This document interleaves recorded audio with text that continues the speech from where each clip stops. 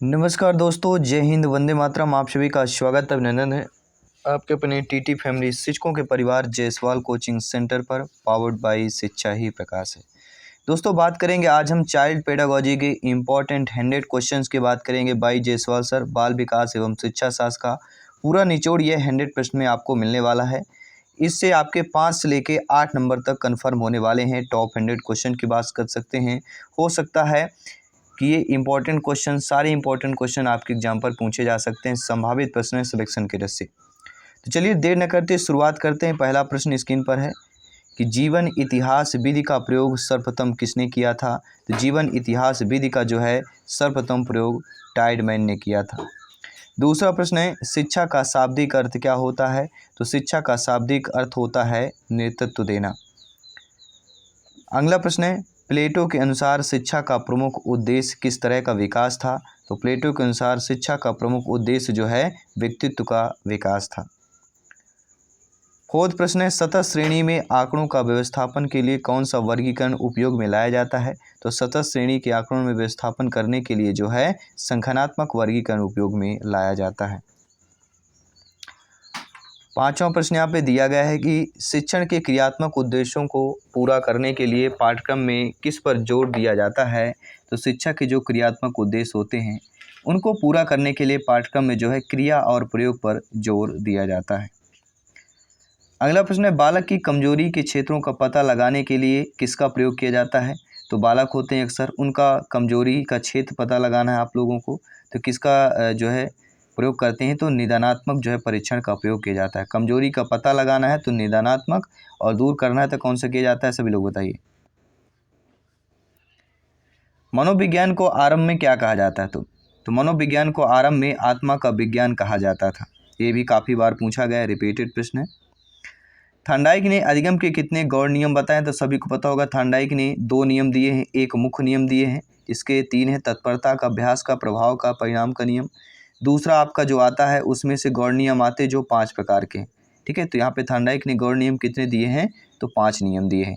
या पूछ लिया जाता है थार्डाइक ने मुख्य नियम कितने दिए हैं, तो 3 नियम दिए हैं, ठीक है। चलिए अगला प्रश्न है किस नियम के अनुसार जो है प्रतिभाशाली माता पिता की संतान निम्न कोटि की होती है। निम्न मतलब छोटी कोटि की। तो सभी लोग जानते हैं प्रत्यागमन के नियम के अनुसार प्रतिभाशाली माता पिता की संतान निम्न कोटि की होती है। किसके अकॉर्डिंग, प्रत्यागमन नियम के अकॉर्डिंग देखा जाए। अगला बालकों के प्रयास की इच्छा जीवित रखिए, यह कथन किसका है। तो बालकों के प्रयास की जो है इच्छा जो है जीवित रखना, यह जो कथन है आपके जेम्स महोदय जी का कथन हो जाएगा। सभी कमेंट कीजिएगा। प्रत्येक भाई बहन गृहिणी जिनका सपना है टेट एग्जाम को फतेह करना, गवर्नमेंट टीचर बनना, अध्यापक अध्यापिका बनना, एक सरकारी सीट अपनी पक्की करना, सभी कमेंट कीजिएगा। साथियों बाल्यावस्था में कौन से वर्ष तक होता है। तो बाल्यावस्था का सभी लोग जानते हैं 5 से लेकर 12 वर्ष तक की जो अवस्था है वह बाल्यावस्था कहलाती है। सभी परिचित होंगे। बाल्यावस्था, शैशवावस्था, किशोरावस्था, ये तीनों अवस्थाएं हैं। तीनों अवस्थाओं से 2 या 3 प्रश्न जरूर पूछ लिया जाता है। अगला किसको 20वीं शताब्दी को बालक की शताब्दी कहा जाता है। तो दोस्तों एडलर को जो है 20वीं शताब्दी को बालक की शताब्दी कहा जाता है। किसने कहा है, एडलर की बात करेंगे। शिक्षा क्या होता है, एजुकेशन जो है क्या होता है। तो शिक्षा जो है, एजुकेशन है जीवन पर्यंत चलने वाली एक प्रक्रिया है। प्रश्न आ गया कि शिक्षा कैसी प्रक्रिया है, ठीक है, थोड़े समय के लिए या निश्चित समय के लिए, जीवन पर्यंत करने के लिए, या बाल्यावस्था के लिए, शैशवावस्था के लिए। तो जीवन पर्यंत चलने वाली जो शिक्षा होती है वह प्रक्रिया कहलाती है।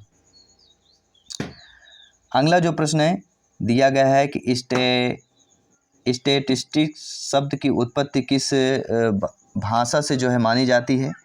तो स्टैटिस्टिक्स की जो उत्पत्ति है यह लैटिन, जर्मन और इटालियन भाषा मानी जाती है। पाठ्यक्रम कैसा होना चाहिए साथियों। तो पाठ्यक्रम जो है शिक्षा व्यवस्था, परीक्षा प्रणाली, समाज एवं परिवेश के अनुरूप होना चाहिए। अगला प्रश्न है बहुत ही अच्छा इंटरेस्टेड प्रश्न दिया गया, ध्यानपूर्वक समझिएगा और फीडबैक भी कीजिएगा। संक्रिया उत्पाद, त्रिआयामी और प्रज्ञा संरचना, इनमें से गिलफोर्ड ने कौन से बुद्धि सिद्धांत दिया है। तो सभी लोग जानते हैं संक्रिया उत्पाद हो गया, त्रिआयामी, प्रज्ञा संरचना, ये तीनों सिद्धांत जो है बुद्धि के हैं। और किनके द्वारा दिया गया है, गिलफोर्ड के द्वारा दिया गया है। जी हाँ, अगर प्रश्न आता है प्रज्ञा संरचना, त्रिआयामी सिद्धांत सभी लोग जानते हैं, लेकिन संक्रिया उत्पाद या प्रज्ञा संरचना आता है तो आपको गिलफोर्ड महोदय के ये बुद्धि के तीनों सिद्धांतों की बात करेंगे। मनोविज्ञान के अंतर्गत किसका अध्ययन किया जाता है? तो मनोविज्ञान के अंतर्गत जो है अभिवृत्तियों, रुचियों और अभिक्षमताओं का अध्ययन किया जाता है। अगला, वुडवर्थ के अनुसार स्मृति के कितने अंग बताएं? तो वुडवर्थ ने स्मृति के 4 अंग बताए हैं और हमने प्रैक्टिस सेट में ऑलरेडी किया है। इसके पहले मॉडल पेपर 2 आपको रीट एग्जाम के ऑलरेडी अपलोड हो चुके हैं, तो मॉडल पेपर जरूर देखिएगा। तो 4 अंग हैं, कौन कौन से आप लोग बता सकते हैं? अगर आपने model paper practice set attend किया होगा तो आप लोग आसानी से बता सकते हैं। बालक के लिए खेल का महत्व क्या होता है? तो बालक के लिए खेल का महत्व जो है शारीरिक, मानसिक और सामाजिक विकास तीनों रूपों में होता है। अगला प्रश्न है, सीखना विकास की प्रक्रिया है, यह कथन किसका है? तो सीखना विकास की प्रक्रिया है, यह कथन आपके किसकी हो जाती है? वुडवर्थ महोदय की बात करेंगे। जी हाँ, सीखना विकास की प्रक्रिया है, यह कथन आपके वुडवर्थ महोदय जी की हो जाएगी। अगला, किंडरगार्टन शिक्षण पद्धति का जो है विकास किसने किया था? सभी लोग जानते हैं, हम किसकी बात करेंगे? फ्रोबेल की बात करेंगे। इसके पहले महत्वपूर्ण मनोवैज्ञानिक सिद्धांतों का हमने वीडियो ऑलरेडी कल किया था, अगर आपने नहीं देखा तो जरूर देखिएगा, विजिट कीजिएगा। सारे इंपॉर्टेंट टॉपिक पर हम डेली क्लासेज हो रही हैं, जो कि सिलेक्शन के लिए इम्पोर्टेंट है, अपने स्कोर को बेटर करने के लिए इम्पोर्टेंट हो जाता है। शिक्षा और मनोविज्ञान को जोड़ने वाली कड़ी कौन सी होती है? तो शिक्षा और मनोविज्ञान की जोड़ने वाली जो कड़ी है वह होता है मानव व्यवहार। अगला है, राष्ट्रीय जीवन में शिक्षा का कार्य क्या होता है? तो राष्ट्रीय जीवन में शिक्षा का कार्य होता है राष्ट्रीय एकता का विकास करना। अगला है कि शिक्षा को मनुष्य और संपूर्ण समाज का निर्माण करना चाहिए, यह कथन किसका है? डॉक्टर राधाकृष्णन का कथन है कि शिक्षा को मनुष्य और संपूर्ण समाज का निर्माण करना चाहिए, यह कथन किसका है? डॉक्टर राधाकृष्णन की बात करेंगे। बालकों के स्वभाव को समझने के लिए शिक्षकों को किसका अध्ययन करना चाहिए? तो बालकों के स्वभाव का अगर समझना है तो शिक्षक के लिए, प्रत्येक अध्यापक अध्यापिका के लिए बाल मनोविज्ञान का अध्ययन बहुत ही इम्पोर्टेंट हो जाता है। बुद्धि परीक्षणों के जनक किसे कहा जाता है? सभी लोग जानते होंगे, प्रोफेसर, हम किसकी बात करेंगे? प्रोफेसर बिने की बात करेंगे। जी हाँ, बुद्धि परीक्षण के जनक जो है प्रोफेसर बिने को कहा जाता है, नोट कर लीजिएगा, काफ़ी इंपॉर्टेंट प्रश्न हो जाता है। मनोविश्लेषण संप्रदाय की स्थापना करने का श्रेय किसे जाता है? तो मनोविश्लेषण संप्रदाय की स्थापना का श्रेय आपके सिगमंड फ्रायड महोदय जी को जाता है। अगला है, चिन्हों द्वारा सीखना सिद्धांत किसके प्रतिपादक हैं? तो चिन्हों द्वारा सीखने के सिद्धांत के प्रतिपादक आपके टालमैन हैं, चिन्हों को कभी मत टालिएगा। अगला प्रश्न है, खेल के पूर्व अभिनय सिद्धांत का प्रतिपादन किसने किया था? खेल के पहले अभिनय सिद्धांत का प्रतिपादन करने वाले और कोई नहीं, आपके मॉल ब्रेन्स हो जाते हैं। गेस्टाल्टवादियों ने अधिगम का कौन सा सिद्धांत दिया है? तो गेस्टाल्टवादियों ने अधिगम का अंतर्दृष्टि का सिद्धांत दिया है। और कल के हमने सभी जितने भी आपके ये गेस्टाल्टवादी हैं, ठीक है, व्यवहारवादी हैं, ठीक है, जितने भी आपके ग्रुप हैं, 4-5 ग्रुप, कल हमने आपको डिटेल के साथ ऑलरेडी बताया था। परिवर्तन की अवस्था किसको कहा गया? तो सभी लोग जानते हैं किशोरावस्था बड़े संघर्ष तूफान काल की अवस्था है और परिवर्तन की अवस्था भी किशोरावस्था कहलाती है। किशोरावस्था की सभी लोग जानते हैं 12 से लेकर 18 वर्ष तक कहलाती है। मनोविज्ञान की प्रथम प्रयोगशाला कब स्थापित की गई? तो सभी लोग जानते हैं जर्मनी में जो है 1879 में मनोविज्ञान की प्रथम प्रयोगशाला जो है स्थापित हुई थी। अगला प्रश्न है, शिक्षा ही राष्ट्रीय एकता का आधार है, यह किसका कथन है? जवाहरलाल नेहरू का कथन है। जी हाँ, शिक्षा ही राष्ट्रीय एकता का आधार है, यह कथन आपकी जवाहरलाल नेहरू जी का है। प्रतिभाशाली बालकों में किस अवस्था के लक्षण शीघ्र दृष्टिगोचर होते हैं? तो किशोरावस्था में। जी हाँ, प्रतिभाशाली बालकों के किशोरावस्था के लक्षण जो है शीघ्र दृष्टिगोचर होते हैं। अगला, बाल मनोविज्ञान में किसका अध्ययन किया जाता है? तो बाल मनोविज्ञान में बालक के जन्म से या बालक के जन्म के पूर्व गर्भावस्था से लेकर जो है किशोरावस्था तक का अध्ययन किया जाता है, यानी 0 से लेकर 18 वर्ष तक की अवस्था में जो है बाल मनोविज्ञान का अध्ययन किया जाता है। टर्मन के अनुसार सामान्य बुद्धि कितनी होती है? तो टर्मन के अनुसार सामान्य बुद्धि की अगर बात करें तो सभी लोग जानते हैं 90 से 110 होती है, ठीक है। क्या हो जाएगा? सामान्य बुद्धि की बात करेंगे। अतिश्रेष्ठ प्रतिभाशाली 130+ की बात करते हैं, ठीक है। अगला प्रश्न दिया गया, कार्ल सी गैरिसन ने किस विधि का अध्ययन किया था? तो कार्ल सी गैरिसन ने लंबात्मक विधि का अध्ययन किया था। प्रश्न आ गया कि लंबात्मक विधि का किसने अध्ययन किया? तो कार्ल सी गैरिसन ने लंबात्मक विधि का अध्ययन किया था। प्रेरणा शब्द का मनोवैज्ञानिक अर्थ क्या होता है? तो प्रेरणा शब्द का मनोवैज्ञानिक अर्थ होता है आंतरिक उत्तेजना, क्योंकि प्रेरणा आपकी आंतरिक ही होती है, आपके मन से आती है, आपके तन से आती है। अगला, खेल खेल में ज्ञान प्रदान करने की पद्धति कौन सी होती है? तो खेल खेल में ज्ञान प्रदान करने की जो पद्धति कहलाती है उसी को ही मॉन्टेसरी पद्धति कहते हैं। सीखने के सफल अनुभव अधिक सीखने की प्रेरणा देते हैं, यह कथन किसका है? तो सीखने के सफल जो अनुभव होते हैं वह सीखने को प्रेरणा देते हैं, यह कथन फ्रिडसन का। देखिए, जो भी हम सीखते हैं और सीखा हुआ जो अनुभव हमें मिलता है उस अनुभव से हमें, ठीक है, सफलता मिलती है। सफल अनुभव मतलब पॉजिटिव अनुभव, ठीक है, सकारात्मक, तो हमें कहीं ना कहीं प्रेरणा देता है। कहीं ना कहीं हम तैयारी करते हैं, अगर आप ये 100 प्रश्न देख रहे हैं एग्जाम में, यहाँ से आपके 5 से 6 प्रश्न आ जाते हैं, तो कहीं ना कहीं ये सफल अनुभव आपको मिलता है इस चैनल, इस परिवार के माध्यम से, तो आपको एक प्रेरणा, एक मोटिवेशन में मिलता है। तो इसी प्रकार सीखने में सफल अधिक सीखने की प्रेरणा जो होते हैं, किसने कहा कथन है? फ्रिडसन का कथन है। जीवन के किस काल को तूफान तथा संघर्ष की अवस्था कहा गया? सभी परिचित होंगे, किशोरावस्था को कहा गया, 12 से लेकर 18 वर्ष तक की अवस्था को कहा गया है। अगला जो प्रश्न है कि बुद्ध की अवधारणा को समझने हेतु गिलफोर्ड ने किस अवधारणा का प्रयोग किया था? तो कंटेंट, प्रोडक्ट और ऑपरेशन जो है अवधारणा का प्रयोग किया था। जी हाँ, बुद्ध की अवधारणा को समझने के लिए गिलफोर्ड ने जो है कंटेंट, प्रोडक्ट और आपका ऑपरेशन अवधारणा का प्रयोग किया था। राष्ट्रीय एकता का प्रमुख आधार क्या होता है? राष्ट्रीय एकता का प्रमुख आधार शिक्षा होता है। अंधे बालक जो है किस लिपि के द्वारा पढ़ते हैं? तो अंधे बालक जो है ब्रेल लिपि के द्वारा पढ़ते हैं, और इन ब्रेल लिपि के जनक आपके प्रतिपादक लुई ब्रेल कहलाते हैं। बालक के सामाजिकता का परीक्षण किस विधि द्वारा किया जाता है? तो बालक के जो है सामाजिकता का परीक्षण जिक्र हुआ तो समाज मित्र विधि द्वारा जो है बालक के सामाजिकता का परीक्षण किया जाता है। बुद्ध के द्वित्व का सिद्धांत की बात करते हैं, त्रित्व के सिद्धांत की बात करते हैं, स्पियरमैन का नाम जो है सरोपर आ जाता है, और बहुकारक का थॉर्नडाइक का आता है, ठीक है, बहुबुद्ध का हार्वर्ड गार्डनर का आता है, समूह का आता है थर्स्टन। अगले की बात करेंगे कि शिक्षक की सफलता का रहस्य क्या होता है? मनोविज्ञान का ज्ञान। जी हाँ, शिक्षक की सफलता का यही रहस्य है, मनोविज्ञान का जितना ज़्यादा ज्ञान होगा उतना ही बेटर होगा बच्चों को समझने के लिए, बच्चों को समझाने के लिए। बुद्धि कार्य करने के लिए एक विधि है, यह किसका कथन है? तो बुद्धि क्या होती है? एक कार्य करने की विधि कहलाती है, और यह कथन आपके वुडवर्थ महोदय जी का है। खेल प्रणाली के जन्मदाता कौन है? तो खेल प्रणाली के जनक जो है हम फ्रॉवेल महोदय की बात करेंगे। अगला, कर के सीखना किस अवस्था के लिए उपयुक्त होता है? तो कर के सीखना शैशवावस्था, बाल्यावस्था, किशोरावस्था, इन तीनों अवस्था के लिए उपयुक्त होता है। तो कह सकते हैं कर के सीखना का जो जन्म से लेके 18 वर्ष तक की अवस्था तक होता है, शैशवावस्था, बाल्यावस्था, किशोरा, तीनों अवस्थाओं पर जो है कर के सीखने की उपयुक्त होता है। अगला, जीवन की किस अवस्था को सुखद वर्षा तथा प्रकाश की अवस्था कहा गया है? तो जीवन की जो है किशोरावस्था को सुखद वर्षा तथा प्रकाश की अवस्था कहा गया है।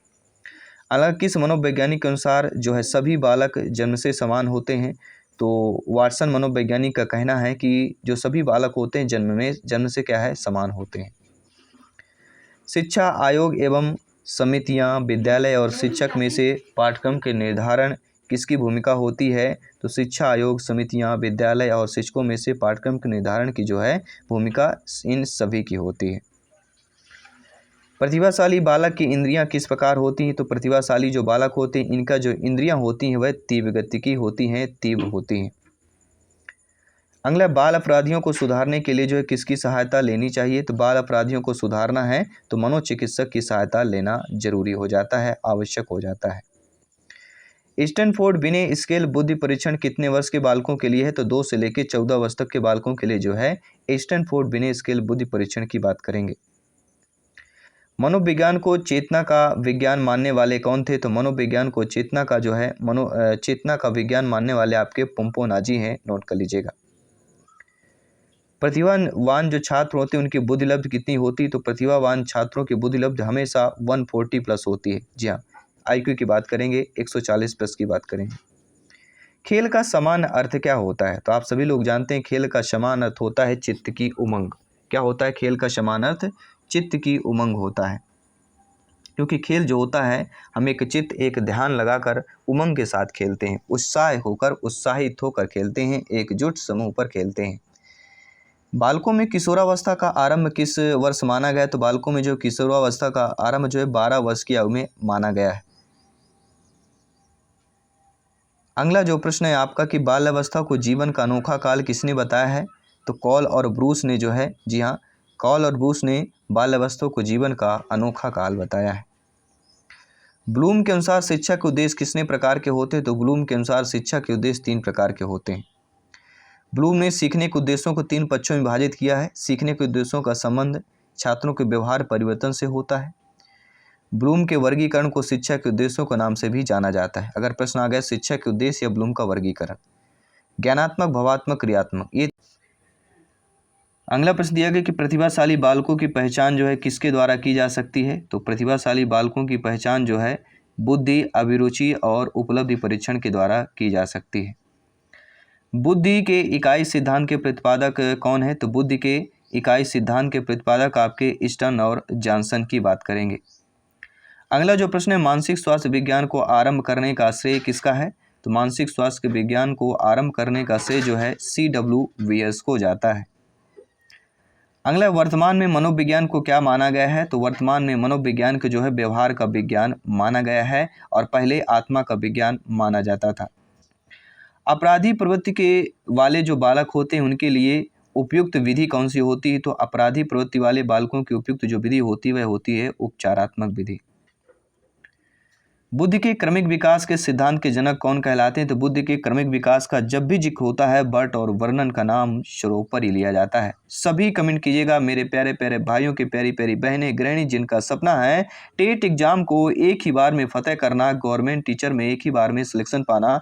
जायसवाल सर आप सभी का अभिनंदन स्वागत करते हैं। सभी मित्रों को जय हिंद, वंदे मातरम, इनकलाब जिंदाबाद। एग्जाम को फतेह करना है, आपका एक एक कमेंट, एक एक फीडबैक सर्वोपरि है, सम्मान है। फटाफट अंदाज में अपना अपना फीडबैक शेयर करते रहिएगा। साथियों, किस पद्धति में खेल गीतों द्वारा जो है शिक्षा दी जाती है? तो किंडरगार्टन पद्धति एक ऐसी पद्धति है जिनमें जो है पद्धति में खेल गीतों द्वारा जो है शिक्षा दी जाती है। अगला प्रश्न है, दोहराने की प्रवृत्ति किस अवस्था में होती है? तो शैशवावस्था में जो है दोहराने की प्रवृत्ति होती है। जी हाँ, बहुत ही इंटरेस्टेड प्रश्न है यह। व्यक्तित्व भिन्नता का प्रमुख आधार क्या होता है? तो व्यक्तित्व भिन्नता का प्रमुख आधार वंशानुक्रम और तथा पर्यावरण होता है। निम्नलिखित कारण व्यक्तिगत भेद के सिवाय हैं। तो सभी लोग जानते हैं शिक्षा व्यवस्था के कारण सारे व्यक्तिगत भेद होते हैं। देखिए, व्यक्तिगत भेद या भिन्नता से अभिप्राय होता है प्रत्येक व्यक्ति में जैविक, मानसिक, सांस्कृतिक, संवेगात्मक अंतर पाया जाता है। और यहीं पर स्किनर का कहना है कि व्यक्तिगत भिन्नता में संपूर्ण व्यक्तित्व का कोई भी ऐसा पहलू सम्मिलित हो सकता है जिसका माप किया जा सकता है। इसी पर टायलर का कहना है कि शरीर के आकार और स्वरूप, शारीरिक गति संबंधी क्षमताओं, बुद्धि, उपलब्धि, ज्ञान, रुचि, अभिवृत्तियों और व्यक्तित्व के लक्षणों में माप की जा सकने वाली विभिन्नताओं की उपस्थिति सिद्ध की जा चुकी है। तो यदि हम उपयुक्त कथनों पर विचार करें, विश्लेषण करें तो स्पष्ट होता है कि व्यक्तिगत भिन्नताओं के अंतर्गत किसी एक विशेषता को आधार मानकर हम अंतर स्थापित नहीं करते हैं, बल्कि संपूर्ण व्यक्तित्व के आधार पर जो है अंतर करते हैं। अगला प्रश्न है, व्यक्तिगत भेद के कारण क्या होते हैं? तो व्यक्तिगत भेद का प्रमुख कारण वंशानुक्रम और वातावरण होता है। व्यक्तिगत भिन्नता का कारण क्या है? वंशानुक्रम हम बात कर चुके हैं। दोनों चीजें, व्यक्तिगत भेद का कारण और विभिन्नता का कारण, दोनों समझ लीजिएगा। व्यक्तिगत भेद का क्या कारण नहीं होता? जनसंख्या वृद्धि, यह व्यक्तिगत भेद का कारण नहीं होता है। अगला, व्यक्तिगत भिन्नता में कोई संपूर्ण व्यक्तित्व का कोई भी ऐसा पहलू सम्मिलित हो सकता है, कथन किसका है? तो अभी हम कथन ऑलरेडी इसके पहले कर चुके हैं। यह स्किनर का कथन है कि व्यक्तिगत भिन्नता में संपूर्ण व्यक्तित्व का कोई भी ऐसा पहलू सम्मिलित हो सकता है, कथन स्किनर महोदय जी का है। अगला, अन्य बालकों की भिन्नताओं के मुख्य कारणों को प्रेरणा, बुद्धि, परिपक्वता, पर्यावरण संबंधी उद्दीपन की विभिन्नताओं द्वारा व्यक्त किया जा सकता है। यह कथन किसका है? तो यह कथन गैरिसन व अन्य का कथन हो जाता है। अगला, व्यक्तिगत भिन्नताओं में संपूर्ण व्यक्तित्व का कोई भी ऐसा पहलू सम्मिलित हो सकता है जिसका माप किया जा सकता है। यह कथन स्किनर महोदय जी का है। अगला, विद्यालय का यह कर्तव्य है कि वह प्रत्येक बालक के लिए उपयुक्त शिक्षा की व्यवस्था करे, भले ही वह अन्य बालकों से या अन्य सब बालकों से कितना ही भिन्न क्यों न हो। यह किसने लिखा है? तो यह क्रोयम क्रो ने लिखा है। यह कथन काफ़ी बार रिपीट हुआ है। तो विद्यालय का जब कर्तव्य की बात की जाती है कि प्रत्येक बालक के लिए उपयुक्त शिक्षा की व्यवस्था करे, भले ही वह अन्य सब बालकों से कितना भिन्न हो, किसका कथन है? क्रोयम क्रो का कथन है, स्टेटमेंट है। अगला, भय अनेक बालकों की झूठी बातों का मूल कारण होता है, यह कथन किस मनोवैज्ञानिक का है? तो भय जो होता है अनेक बालकों की झूठी बातों का मूल कारण होता है, यह स्ट्रैंग मनोवैज्ञानिक का कथन हो जाता है। जब भी झूठी बात की जाएगी स्ट्रॉन्ग के साथ आपको पेश आना है। प्रतिभाशाली बालकों की बुद्धि लब्ध होती है 130 अधिक, ठीक है, कहीं 140 मिलेगा, कहीं 130 मिलेगा, ठीक है। तो ये अन मनोवैज्ञानिक के अकॉर्डिंग आपका हो जाता है। असमान व्यक्ति वाले बालक क्या होते हैं? तो असमान जो व्यक्ति होगा वही बालक प्रतिभाशाली बालक की श्रेणी पर गिने जाते हैं। और पिछड़े बालक कौन होते हैं? देखिए, पिछड़े बालक वे होते हैं जो किसी बात को बार बार समझने पर भी नहीं समझते हैं। ऐसे बालक पिछड़े बालक की कैटेगरी पर आते हैं। अगला, शैक्षिक पिछड़ापन अनेक कारणों का परिणाम है। अधिगम में मंदता उत्पन्न करने के लिए अनेक कारण एक साथ मिल जाते हैं, यह कथन किसने दिया है? देखिए, जब भी शैक्षिक पिछड़ापन का जिक्र होता है इनके अनेक कारणों के परिणाम का जिक्र होता है। अधिगम में मंदता उत्पन्न करने के लिए अनेक कारण एक साथ मिल जाते हैं, यह कथन कुप्पू-स्वामी का है। जी हाँ, जब भी शैक्षिक पिछड़ापन की बात की जाती है, अनेक कारण के मिलने की बात की जाती है, कुप्पू-स्वामी का नाम सर्वोपरि लिया जाता है, आ जाता है। अगला प्रश्न है, कोई भी बालक जिसका व्यवहार समान सामाजिक व्यवहार से इतना भिन्न हो जाए कि उसे समाज विरोधी कहा जा सके, बाल अपराधी है, यह कथन किसका? जब भी समाज विरोधी बाल अपराधी शब्द आए तो यह कथन गुड महोदय जी का है, नोट कर लीजिएगा। देखिए, प्रतिभाशाली बालक की विशेषता क्या होती है? तो प्रतिभाशाली बालक की विशेषता होती है साहसी जीवन पसंद करते हैं, खेल में अधिक रुचि लेते हैं और अमूर्त विषयों में भी रुचि लेते हैं। जिनमें ज़्यादा सोचने की या कठिन वाले प्रश्न होते हैं उनको ज़्यादा करने की कोशिश करते हैं। बाल अपराध के प्रमुख कारण क्या होते हैं? तो बाल अपराध के प्रमुख कारण अनुवांशिक कारण भी होता है, शारीरिक कारण भी होता है और मनोवैज्ञानिक कारण भी होते हैं। ये चारों आपके कारण हैं। अनुवांशिक, शारीरिक और मनोवैज्ञानिक तीनों कारण आपके आ जाते हैं बाल अपराध के। अगला, समस्यात्मक बालक के प्रमुख प्रकारों में किसको सम्मिलित नहीं करेंगे? तो अनुशासन में रहने वाले बालकों को हम समस्यात्मक बालक के प्रकार में सम्मिलित नहीं करेंगे, क्योंकि जो बालक अनुशासन में रहेगा वह समस्या उत्पन्न नहीं कर सकता है। मंदबुद्धि बालक की स्किनर के अनुसार कौन सी विशेषता होती? तो मंदबुद्धि बालक की स्किनर के अनुसार जो है दूसरों को मित्र बनाने की अधिक इच्छा होती है, आत्मविश्वास का अभाव होता है, संवेगात्मक और सामाजिक असंयोजन होता है। प्रतिभाशाली बालकों की समस्या क्या होती है? तो गिरोह में शामिल होना, अध्यापन विधियां, स्कूल विषयों और व्यवसायों के चयन की समस्या अधिकतर पाई जाती है। निम्नलिखित में से समस्यात्मक बालक कौन होता? तो चोरी करने वाला समस्यात्मक बालक की कैटेगरी पर आएगा। ये भी काफ़ी बार C TET, UP TET, REET, MP TET, RTT exam पर पूछा गया प्रश्न है। बालकों के समस्यात्मक व्यवहार का कारण क्या नहीं होता है? तो मनोरंजन की जो सुविधा होती है बालकों के समस्यात्मक का कारण नहीं होती है। अगला, वंचित वर्ग के बालकों के अंतर्गत बालक आते हैं। जी हाँ साथियों, जो वंचित वर्ग के बालकों के अंतर्गत बालक आते हैं वह होते हैं अंध व अपंग बालक होते हैं, मंदबुद्धि वाले बालक होते हैं, हकलाने वाले बालक होते हैं, पूर्ण बधिर या आंशिक बधिर वाले बालक होते हैं। ये क्या होते हैं? वंचित वर्ग के बालकों के अंतर्गत बालक आते हैं। अगला, प्रतिभावान बालकों की पहचान किस प्रकार की जा सकती है? जी हाँ, आप लोग अध्यापक अध्यापिका है, कक्षा में नियुक्त होगी और आपसे बोला गया कि आप जो है प्रतिभावान बालकों की पहचान कीजिए। तो प्रतिभावान बालकों की आप पहचान कैसे करेंगे? बुद्धि परीक्षा के द्वारा करेंगे, अभिरुचि परीक्षण के द्वारा करेंगे और उपलब्धि परीक्षण के द्वारा करेंगे। ये तीनों, बुद्धि परीक्षा, अभिरुचि परीक्षा और उपलब्धि परीक्षण की बात करेंगे।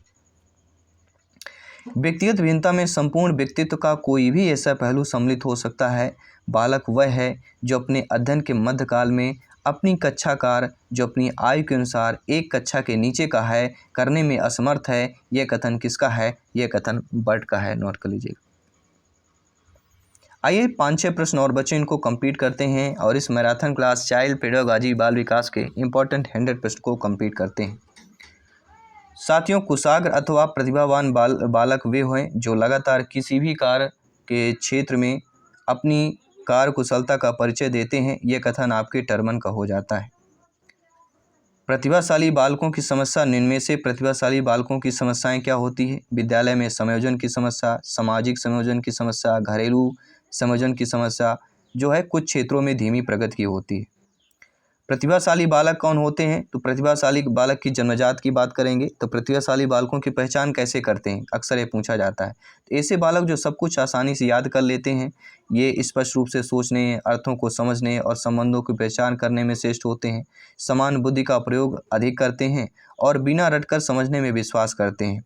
शब्द ज्ञान बहुत विस्तृत होता है, कठिन कार्यों को आसानी से कर लेते हैं और मौलिक चिंतन कर सकते हैं। अगला विकलांग बालकों के अंतर्गत आते हैं तो नेत्रहीन बालक, शारीरिक विकलांग बालक, गूंगे, ये सारे विकलांग बालकों के अंतर्गत आते हैं। प्रतिभावान बालकों में किस अवस्था के कारण सीख दिखाई देते हैं? तो बाल्यावस्था के कारण जो है प्रतिभावान बालकों में अवस्था के लक्षण सीख दिखाई देते हैं कि प्रतिभावान बालक है। तो ये रहे टॉप 100 क्वेश्चन। आई होप आप लोग अच्छे तरीके से समझ गए होंगे और ये टॉप 100 क्वेश्चन बहुत ही इंपॉर्टेंट है। और इसके पहले रीट एग्जाम के मॉडल पेपर 2 आपको ऑलरेडी अपलोड हो चुके हैं, एक एसएसटी का और एक प्राइमरी लेवल फर्स्ट लेवल की बात करेंगे। सारे इंपॉर्टेंट है, चाहे लेवल फर्स्ट की बात करें चाहे सेकंड की बात करें, क्योंकि मनोविज्ञान, पेडागोजी, साइकोलॉजी, एजुकेशन, शिक्षा मनोविज्ञान सारे प्रश्न आपके एग्जाम पर पूछे जाते हैं। तो आई होप ये वीडियो बहुत ही हेल्पफुल रहा होगा, आपके प्रिपरेशन के लिए बहुत ही मदद करेगा। मैं आपके साथ जयसवाल सर जल्द मिलता हूँ आपकी अगली क्लास पर। सभी मित्रों को जय हिंद, वंदे मातरम, धन्यवाद सभी।